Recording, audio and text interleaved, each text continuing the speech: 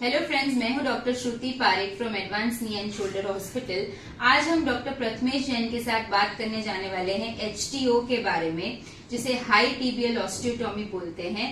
And that is basically a technique to preserve your knee. आपका जो knee joint है, original knee joint, उसे preserve करने की ये जो है सर्जरी है। इसके बारे में डिटेल में बात करते हैं डॉक्टर प्रथमेश जैन से। तो सर, हमें बताइए कि एचटीओ क्या है बेसिकली। देखिए, एचटीओ यानी कि हाई टिबियल ऑस्टियोटॉमी। घुटने में घिसारा जब शुरू होता है तो घुटने बैंड होने लगते हैं। तो जैसे जैसे घुटने में घिसारा शुरू होता है तो घुटना अंदर की तरफ बैंड होना स्टार्ट हो जाता है, जिसको वायरस बोलते हैं। ऐसे चलने में पेशेंट लचक के चलता है। पेशेंट की चाल इस तरह की बतख की चाल की तरह हो जाती है और चलने में भी दर्द होता है और चलने में लचक भी रहती है।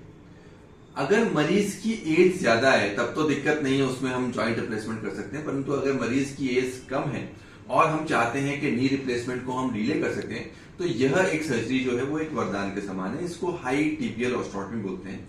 इस सर्जरी में हम लोग जो मरीज की तिरछी टांग है उसको एक ऑस्टियोटॉमी की सर्जरी करके सीधी कर देते हैं, जिससे जो लोड बेयरिंग होती है वो सीधी आती है और घुटने में घिसारा जो होना है वो रुक जाता है, आगे बढ़ता नहीं है और हम घुटने को रिप्लेसमेंट सर्जरी के बिना अधिक टाइम चला सकते हैं। तो घुटना का रिप्लेसमेंट को बचाने के लिए यह एक सर्जरी बहुत ही अच्छी टेक्निक।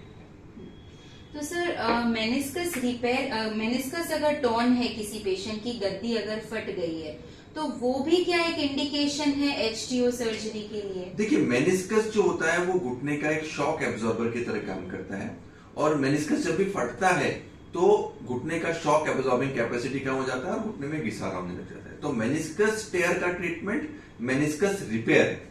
परंतु जिन मरीजों ने लापरवाही करी है और घुटने के मेनिस्कस के टेयर को लंबे टाइम तक खींचा है, उन मरीजों में घिसारा होना शुरू हो जाएगा।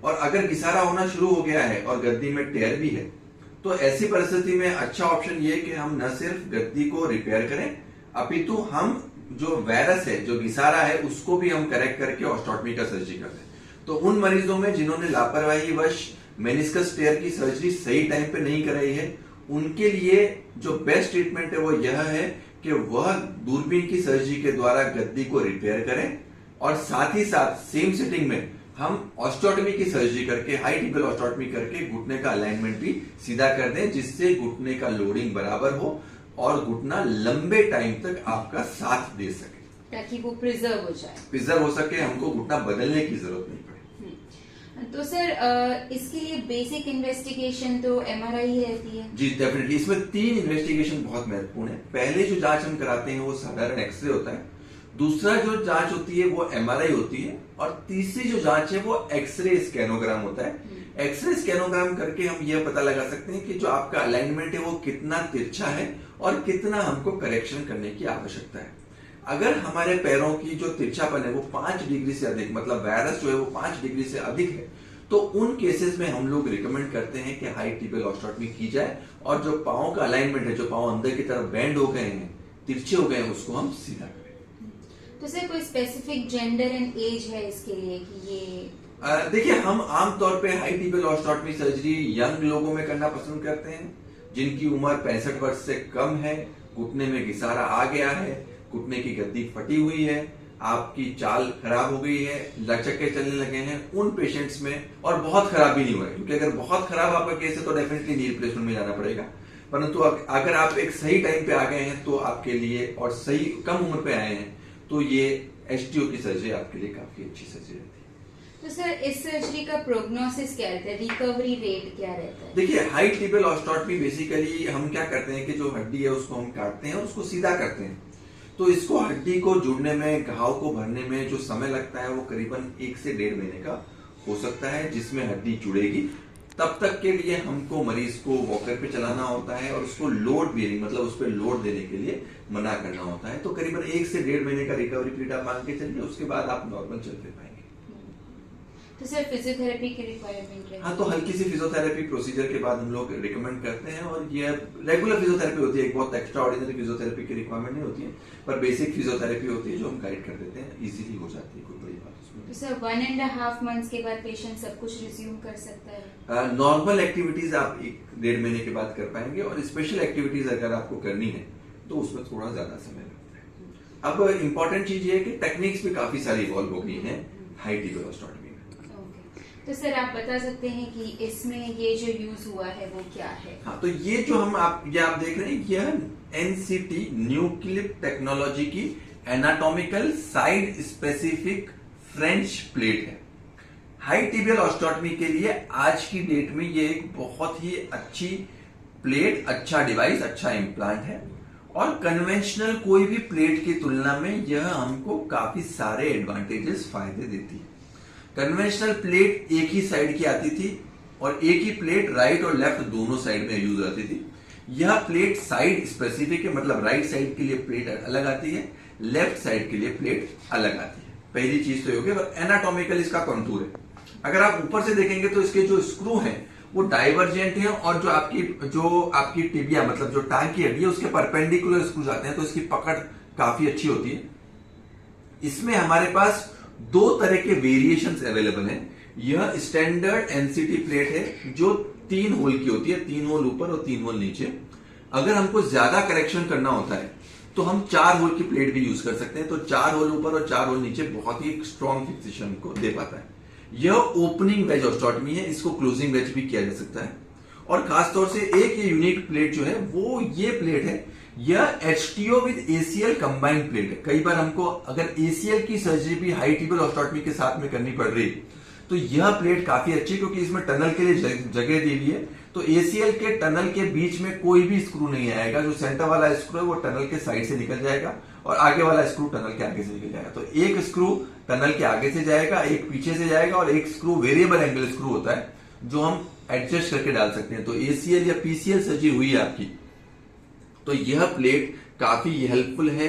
इसको न्यूक्लिप टेक्नोलॉजी की एसीएल विद एचटीओ प्लेट कहते हैं। तो अगर लिगामेंट सर्जरी हम कर रहे हैं, एसीएल की सर्जरी या पीसीएल की सर्जरी, और उसके साथ हमको प्लेट करना है, तो यह जो प्लेट है वो बहुत ही बेहतरीन प्लेट है। यह भी साइड स्पेसिफिक प्लेट होती है, राइट साइड और लेफ्ट साइड की अलग आती है। इसमें लॉकिंग स्क्रू होते हैं जो लॉक हो जाते हैं, तो फिक्सेशन बहुत अच्छा मिलता है। साइज छोटी होती है, इंसिजन कम देना पड़ता है। जो स्क्रू का जो फिक्सेशन है बहुत अच्छा आता है। और जैसे मैंने बताया कि हम जो सेंटर वाला स्क्रू है उससे वेरिएबल एंगल दे सकते हैं, तो जो टनल्स हैं उसके बीच में वो स्क्रू नहीं आते हैं। तो कन्वेंशनल प्लेटिंग टेक्नोलॉजी के मुकाबले यह एक एडवांस्ड फ्रेंच प्लेटिंग टेक्नोलॉजी है। और हाई टिबियल ऑस्टियोटॉमी के लिए मैं मानता हूं कि आज की डेट में यह एक बहुत ही बेहतरीन डिजाइन है जो अवेलेबल है। और इससे जब हम सर्जरीज करते हैं तो न सिर्फ फिक्सेशन अच्छा होता है, अभी तो हम पेशेंट का मोबिलाइजेशन काफी जल्दी कर सकते हैं और जो हम करेक्शन लेते हैं वो भी काफी एक्यूरेट। इस प्लेट के साथ एक स्पेसिफिक सिस्टम आता है जिसको इंस्ट्रूमेंटेशन सेट कहते हैं। उससे हम प्रिसाइसली जितना हमको करेक्शन चाहिए उतना करेक्शन पेशेंट को दे सकते हैं। कई बार हम लोग उसके साथ ग्राफ्ट भी डालते हैं, तो कई बार आपका बोन ग्राफ्ट या फिर सिंथेटिक बोन ग्राफ्ट उसमें इनकॉर्पोरेट करके हम जो आपकी जो ऑस्टियोटॉमी की हीलिंग है उसको काफी फास्ट कर सकते हैं। तो सर एचटीओ अगर कोई पेशेंट करवाता है उसके बाद नी रिप्लेसमेंट के चांसेस बिल्कुल नील हो जाते हैं? उसके बाद नी रिप्लेसमेंट हम डिले कर सकते हैं या पोस्टपोन कर सकते हैं। मान लीजिए कि एचटीओ सर्जरी के बिना आपका घुटना 2 वर्ष चलने वाला था, तो एचटीओ सर्जरी के बाद वो घुटना 10 वर्ष चलेगा, तो करीबन 5 गुना हमको एक्स्ट्रा टाइम मिल जाएगा नी रिप्लेसमेंट के पहले, जो मैं सोचता हूँ कि काफी इंपॉर्टेंट है। और जैसा कि मैंने पहले भी बताया कि नी रिप्लेसमेंट सर्जरी हम लोग लेट रिकमेंड करते हैं। जितना लेट उम्र में आप कराएं नी रिप्लेसमेंट सर्जरी उतना बेहतर रहेगा।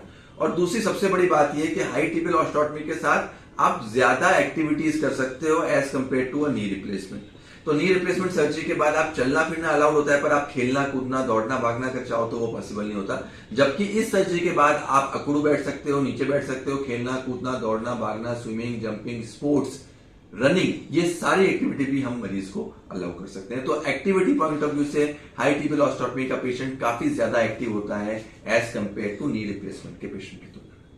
तो सर इस सर्जरी की नॉर्मली कॉस्ट क्या रहती है? देखिए, जो हाई टिबियल ऑस्टियोटॉमी है उसकी कॉस्टिंग जो है इम्प्लांट जो यूज होते हैं उस पर निर्भर रहती है।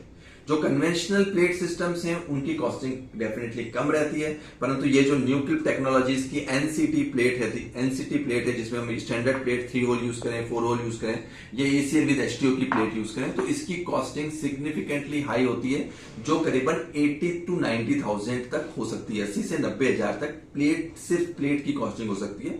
तो कन्वेंशनल एचटीओ सर्जरी के मुकाबले इसकी कॉस्टिंग थोड़ी ज्यादा है, परंतु इस सर्जरी का जो आउटकम्स हैं, जो रिजल्ट्स हैं, वह भी उतने ही बेहतर हमको देखने को मिलते हैं। तो इसलिए हम लोग रिकमेंड करते हैं कि जहां तक पॉसिबल हो, अगर पेशेंट्स को फाइनेंशियल इश्यूज नहीं है तो फिर इस टेक्निक से हम हाई टिबियल एस्ट्रोटमी करते हैं। ओकेजनली जिन मरीजों को कुछ फाइनेंशियल इश्यूज रहते हैं, जो इतना अफोर्ड नहीं कर पाते, उनके लिए हम कन्वेंशनल टेक्निक से भी हाई टिबियल एस्ट्रोटमी कर सकते हैं। ओके सर, तो सर आप कोई और एक्स्ट्रा जानकारी देना चाहेंगे? बस इसमें सबसे महत्वपूर्ण चीज, जैसे मैंने बताया कि जजमेंट है, किस मरीज में क्या सर्जरी करना है। तो डेफिनेटली अगर आपको हमसे जानकारी चाहिए कि आपके केस में हाई टिबियल एस्ट्रोटमी हो सकती है या नहीं हो सकती है, तो 3 चीजें, आपका एक्सरे, आपका एमआरआई स्कैन और आपका स्कैनोग्राम, ये तीनों चीजें करा के आप नीचे दिए गए नंबर पे व्हाट्सएप कर सकते हैं। तो मैं आपको एक बेसलाइन जानकारी दे सकेंगे कि यह सर्जरी आपके लिए या आपके नी में उपयुक्त रहेगी कि नहीं रहेगी। तो फ्रेंड्स, हमने देखा कि ऐसा जरूरी नहीं है कि हमें नी रिप्लेसमेंट जो है वही ऑप्शन है हमारे पास। We also have a middle option, that is HTO, high tibial osteotomy. Thank you for watching this video.